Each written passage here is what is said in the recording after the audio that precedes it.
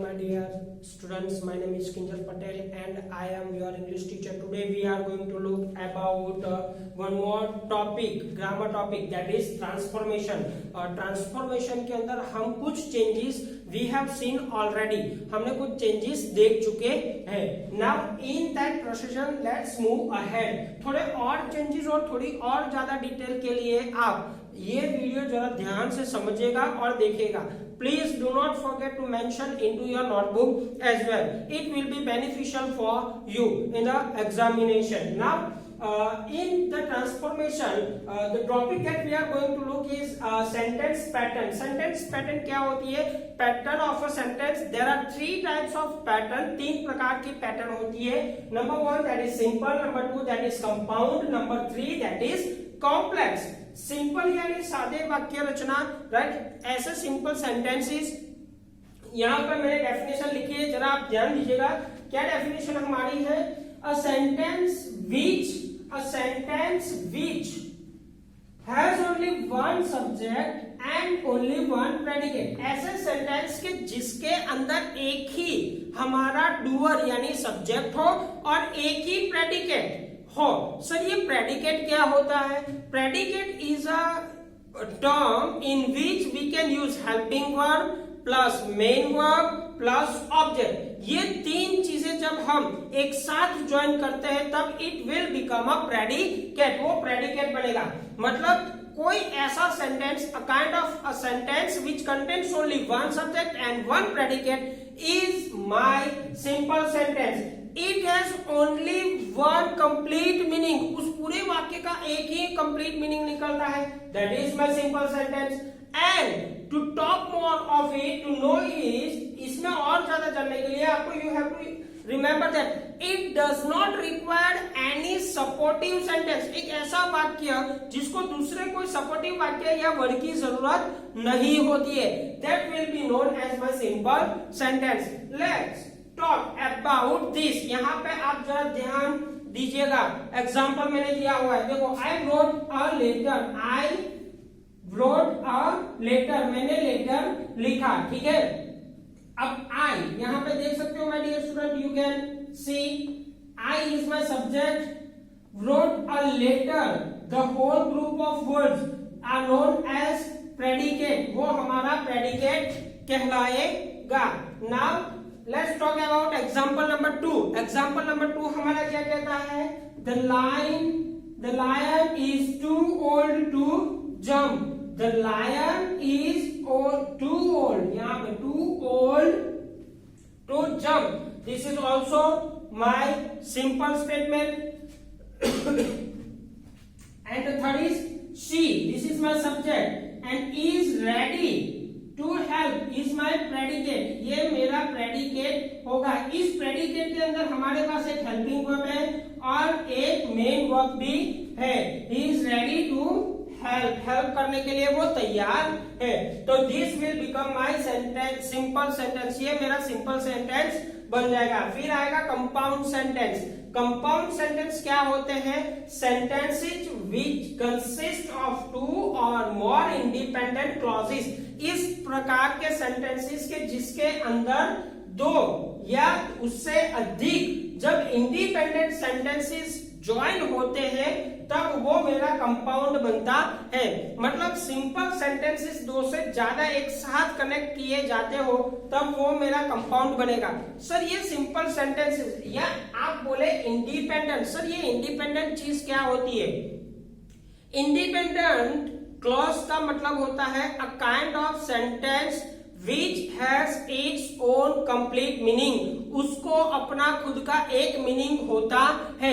वो अपने आप में एक पूर्ण वाक्य होता है. उसको दूसरे किसी ग्रुप ऑफ वर्ड की जरूरत नहीं होती है अपना मीनिंग कंप्लीट करने के लिए. That will known as a independent clause. But with independent we have one more clause that is known as dependent clause. इस किस्म का या इस प्रकार का वाक्य कि उन वाक्य के अंदर हमें दूसरे कोई सपोर्टिंग वर्ड्स की जरूरत होती है उसके मीनिंग को कंप्लीट करने के लिए. तब वे बिकम माय डिपेंडेंट क्लॉज। तो हमारे पास दो क्लॉज होंगे, एक होगा डिपेंडेंट जो कि कंप्लीट मीनिंग होगा, सब्जेक्ट और वर्ब कंप्लीट होगा, और दूसरा होगा डिपेंडेंट जिसका कंप्लीट मीनिंग नहीं होगा, उसको कंप्लीट करने के लिए, अपने मीनिंग को कंप्लीट करने के लिए दूसरे सेंटेंस के पास जाना पड़ेगा। अब जब सेंटेंसेस एक साथ होते हैं, कैसे सेंटेंसेस जिसका खुद का एक मीनिंग होता है, इंडिपेंडेंट सेंटेंस, इंडिपेंडेंट क्लॉजेस जब एक साथ मिलाए जाते, दोनों वाक्य, जैसे सेंटेंस नंबर 1 कंप्लीट है, ठीक है, इंडिपेंडेंट है, सेंटेंस नंबर 2 कंप्लीट है, यस कंप्लीट है, कंप्लीट सेंटेंसेस को जब कनेक्ट करते हैं तब it will become a compound. Connect कैसे करना है? कनेक्ट करने के लिए ऐसे दो इंडिपेंडेंट क्लॉजेस को आपको कनेक्ट करना है। If you want to connect these two independent clauses together और joints together, at that time you should use the coordinators, coordinating connectors का आपको इस्तेमाल करना है। Now my dear student, you have to keep one thing in your mind, that find out what are the coordinating connectors.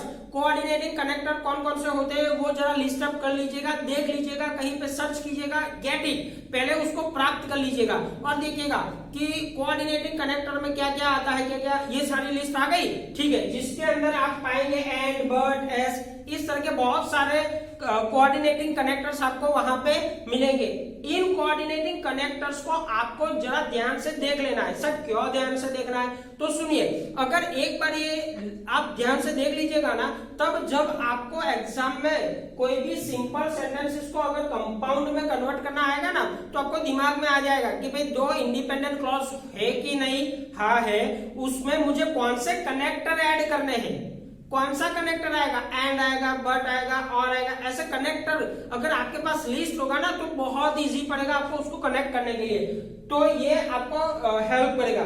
Now let's talk about the example. Example क्या होता है? Example देखने के लिए हम जा रहे हैं, लेकिन उससे पहले आप एक बार इसको ध्यान से देख लीजिएगा my dear student. I am going to give you few seconds for it.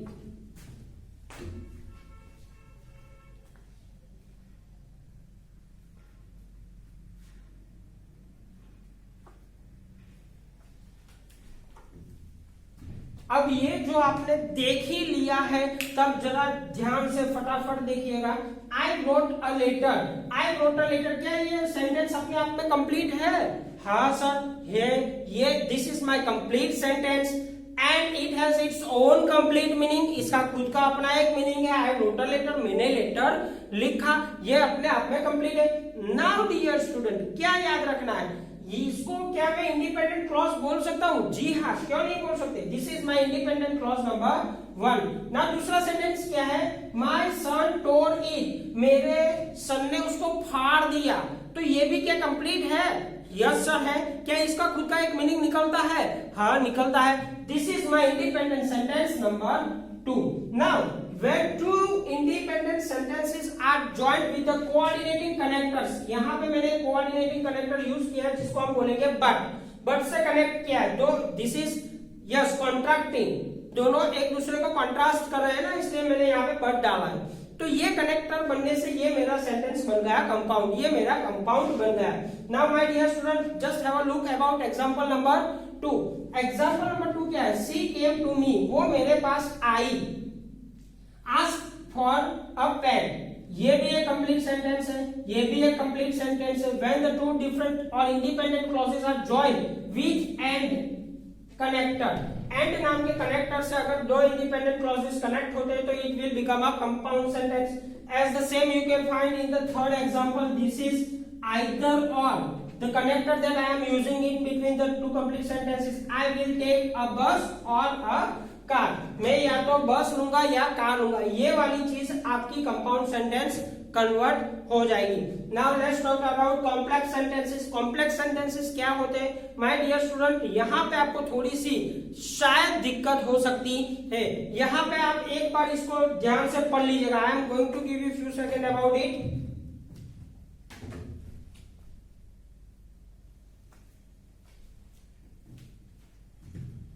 Yes, my dear student, I hope you have gone through this one. Now see, what is a complex sentence? Complex sentence sir क्या होता है? यही तो place है we find certain difficulties. See it is very simple, you have to remember one simple rule. See क्या कह रहा है मेरी definition? A complex sentence consist which one independent clause and one dependent clause. Simple सी बात है, compound के अंदर जहां पे आपको दो इंडिपेंडेंट सेंटेंसेस दिए जाते थे और कोऑर्डिनेटिंग कनेक्टर से उसको ज्वाइन किया जाता था। In complex sentences you will be given one independent clause, पूरा कंप्लीट सेंटेंस, अपना खुद का मीनिंग हो ऐसा। और दूसरा जो आपको मिलेगा वो आपका आधा सेंटेंस होगा जिसका कंप्लीट मीनिंग नहीं है। इसका मीनिंग कंप्लीट करने के लिए मुझे कोई सपोर्टिव की जरूरत पड़ेगी। जब ये सपोर्टिव की जरूरत पड़ सकती है तब वो मेरा कंपाउंड सेंटेंस बनेगा। मतलब the definition is when an independent clause is connected with a dependent clause it will become a complex sentence pattern. वो हमारी कॉम्प्लेक्स सेंटेंस पैटर्न बन जाएगी। नाउ सर इसको समझने के लिए क्या कुछ है हमारे पास? जी हाँ, we have lot of things to understand it. See number 1, यहाँ पे माई ब्रदर केम टू मी, मेरा भाई मेरे पास आया। आई वॉज बिजी, मैं थोड़ा सा व्यस्त था। अब मैं थोड़ा सा व्यस्त था ये तो कंप्लीट समझ में आता है। माई ब्रदर केम टू मी, मेरा भाई मेरे पास आया। क्यों आया भाई? क्या था? मीनिंग आधा है। तब यहां पे आपको समझना पड़ेगा कि जब भी आई was busy but in what I am busy, किस में बिजी था, ये आधा मीनिंग है। और ये माई ब्रदर केम टू मी, ये कंप्लीट मीनिंग है। My brother came to me, this is my complete meaning sentence. It will be known as my main clause और independent sentence. The first sentence of this example will be known as independent sentence. Now I was busy in doing what में, क्या करने में व्यस्त थे, आधा है। तो यहाँ पे जब ऐसे कोई सेंटेंस जो कि अपने मीनिंग को आधा रखते वो जब डिपेंडेंट क्लॉज से मिलते हैं उसमें अगर connector when, why, what, while, right, इस तरह के अगर वर्ड यूज हुए हो तो उसको हम बोलेंगे कॉम्प्लेक्स सेंटेंसेस। उसको हम कॉम्प्लेक्स सेंटेंसेस बोलेंगे। नाउ ये वाली चीज I hope my dear student you have kept in your mind. Now let's talk about certain more rules within the same topic. इसी टॉपिक के अंदर थोड़े से मोर रूल हम देखने जा रहे हैं। ध्यान दीजिएगा, it also will help you, ये भी आपके एग्जाम के अंदर हेल्प करने वाले हैं आपको। देखो, noun clause as object. Sir ये क्या है? नाउन क्लॉज एज ऑब्जेक्ट का मतलब क्या होता है? पहले हमें नाउन क्लॉज समझाइए, फिर ऑब्जेक्ट समझाइए, फिर उनको इकट्ठा करें। ठीक है सर, हम ऐसा ही करेंगे। देखो क्या है, नाउन क्लॉज को समझने से पहले आपको ये चीज समझनी पड़ेगी भाई नाउन क्या होती है। नाउन यानी नाम होता है, ठीक है। दूसरा होता है ऑब्जेक्ट। ऑब्जेक्ट तो आपको मालूम है ना, सेंटेंस अगर मैं आपको बोलूं डियर स्टूडेंट की कोई एक सेंटेंस बनाइए आप, तो आप उस सेंटेंस को बनाने के लिए आप पहले क्या सोचेंगे? उस सेंटेंस को बनाने के लिए आप पहले सोचेंगे कि भाई एक सब्जेक्ट होना चाहिए। देखो यहाँ पे एक सब्जेक्ट होना चाहिए, ठीक है। दूसरा क्या होना चाहिए सर? यहाँ पे वर्ब होना चाहिए, ठीक है। और तीसरा क्या होना चाहिए? ऑब्जेक्ट होना चाहिए। तो ये मेरा ऑब्जेक्ट है, तो इसी से मेरा सेंटेंस बनेगा। अब ध्यान दीजिएगा गौर से, ठीक है। एक सेंटेंस मैंने लिखा है, I wonder, I wonder, I wonder. I मेरा सब्जेक्ट हो गया, यस और no? I wonder, who wonders? I, तो आई मेरा सब्जेक्ट हो गया। What I is doing? Wondering. I क्या कर रहा है? वंडरिंग कर रहा है, आश्चर्य कर रहा है। किस चीज का आश्चर्य कर रहा है? There is no one in the class, class में कोई नहीं है, उस चीज का आश्चर्य कर रहा है। मतलब मैं आश्चर्य कर रहा हूं या मुझे आश्चर्य है। किस चीज का आश्चर्य है? कि भाई क्लास में क्यों कोई नहीं है, इस चीज का आश्चर्य है। नाम देखो, समझना ध्यान से, जब भी सब्जेक्ट और वर्ब एक साथ होते हैं तो वो मेरा एक सेंटेंस बन जाता है। इसको हम मेन क्लॉज बोलेंगे, ये मेरा मेन क्लॉज हो गया। और उसके बाद का जो संपूर्ण स्टेटमेंट है, a complete statement will become a noun clause. Sir ये नाउन क्लॉज कैसे बना, समझाओ तो जरा, ध्यान से सुनिएगा। नाउन क्लॉज इसलिए मैं बोल रहा हूं कि मैं अपने वर्ब कौन था, वंडर है ना, मेन वर्ब क्या है हमारा, वंडर। वंडर को आप क्वेश्चन कीजिए व्हाट से, किससे क्वेश्चन करना है, what, about what I am wondering, किसके बारे में मैं वंडर कर रहा हूं, तो मुझे उसका आंसर मिलेगा there is no one in the class. समझ में आ रही है ना, मैं क्या कर रहा हूं, वंडर कर रहा हूं, वंडर हो गया। अब वंडर को आप क्वेश्चन कीजिए, क्या वंडर करें, तो ये चीज आपके आंसर में आएगी। अब देखो वंडर मतलब क्रियापद, क्रियापद मेरा आई को बिलोंग करता है और आई के साथ वो रिलेट करता है। अब ये पूरा का पूरा रिलेटिव, पूरा का पूरा जो है आई प्लस वर्ब मतलब सब्जेक्ट प्लस वर्ब, वो इस वाले सेंटेंस से मिलता है, मतलब मेरे नाउन को मिलता है ना, नाउन यहाँ पे आए तो उसकी प्लेस को सपोर्ट करता है, इसलिए it will become my noun clause, वो मेरा नाउन क्लॉज बनेगा। अब सर नाउन क्लॉज तो बनेगा, ये चीज समझ में आ गई कि नाउन क्लॉज बन गया, ये वाला स्टेटमेंट ये समझ में आया कैसे, क्योंकि ये वाला जो स्टेटमेंट है वो मेरे इस चीज को सपोर्ट करता है, आई को, ठीक है ना, तो ये नाउन क्लॉज बन गया। लेकिन ये समझ में नहीं आया कि एज ऑब्जेक्ट कैसे आएगा। तो डियर स्टूडेंट, हमने पहले वाक्य बनाया था कैसे, सब्जेक्ट वर्ब ऑब्जेक्ट, तो पहले सब्जेक्ट होना चाहिए, फिर वर्ब होना चाहिए, फिर ऑब्जेक्ट होना चाहिए।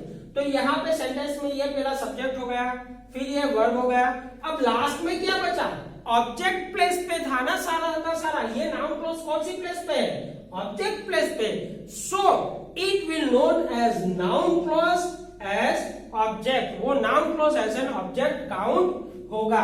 I hope my dear student now you have an exact idea about it. Let's talk about certain examples of it. See, Sachin knows, Sachin जानता है, Sachin is my subject, to know मतलब my verb, he won the match, उसने match जीता, ये मेरा दूसरा statement. Now ये मेरा मेन क्लोज है, Sachin knows, this is my main close.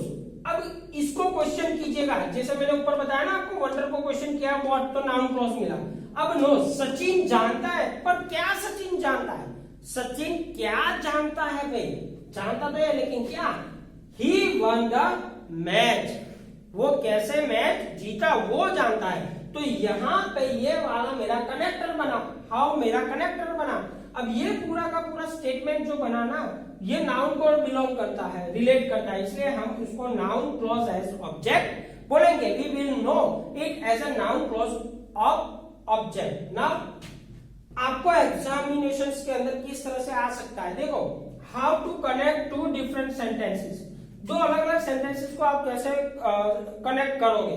अब ध्यान दीजिएगा, आपको एग्जाम के अंदर क्वेश्चन में अगर दो सिंपल स्टेटमेंट दिए और उसको अगर आपको कनेक्ट करना बोला जाए with a noun clause, bracket में बोले कि use a noun clause and connect sentence, या फिर आपको ऐसा बोले कि मेक इट कॉम्प्लेक्स, उसको कॉम्प्लेक्स बनाइए, तब आप कैसे बनाओगे। ध्यान दीजिएगा, मेरा एक सेंटेंस क्या है, health is a real wealth, ये कंप्लीट सेंटेंस है, इंडिपेंडेंट क्लॉज है। Yes sir, it is independent clause. We have complete meaning of this sentence. Health is a real wealth. Health वही हमारी real wealth है, ये complete है। दूसरा sentence क्या है, I believe so. I believe so. What I believe so? आधा अधूरा है, it is dependent clause. अब हमने यहाँ पे पढ़ा था complex के अंदर, what we have learned that one independent clause and one dependent clause when they are joined together, जब ऐसे एक साथ मिलते हैं तब it will become a complex sentence. तो यहां पे देखो हम कैसे बनाते हैं, आई बिलीव दैट। अब यहाँ पे जब कॉम्प्लेक्स बनाते हैं ना, तो ये याद रखिएगा, जैसे ऊपर वाला स्टेटमेंट है ना, ठीक वैसा ही दिख रहा है आपको। तो यहाँ पे वंडर वर्ब था, यहाँ पे बिलीव वर्ब है, तो यहाँ पे प्रश्न कीजिएगा बिलीव को, व्हाट आई बिलीव, क्या बिलीव कराऊं, that health is real wealth. तो हमने कॉम्प्लेक्स तो बनाया सेंटेंस को, लेकिन किस कॉम्प्लेक्स में बनाया, noun clause as object complex में बनाया। समझ में आया आपको। I hope my dear student this will help you, यह आपको मदद करेगा. Now I have given certain practice examples over here, right. I have given only 5 sentences. You have to practice it yourself. इसको आपको खुद से प्रैक्टिस करनी है. And please do not forget to mention in your notebook. It will help you at the time of revision. ठीक है? Thank you.